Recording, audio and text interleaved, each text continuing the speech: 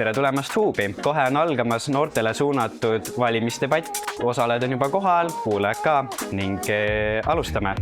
Ma arvan, et sellist sorti debatte on üsna vajalik korraldada, sellepärast et see ikkagi annab teadmatule noorele mingisugusegi visiooni sellest, kes on võimalikud kandidaadid, keda on tal võimalik valida. Sa saad kuulda teist argumenteeritud väiteid ja endale need mõtteaineks panna. Varasemalt ma olen osalenud ainult sellistes debattides, kus inimesed istuvad laua taga, neile antakse kordamööda sõna, aga see debati vorm on palju mängulisem.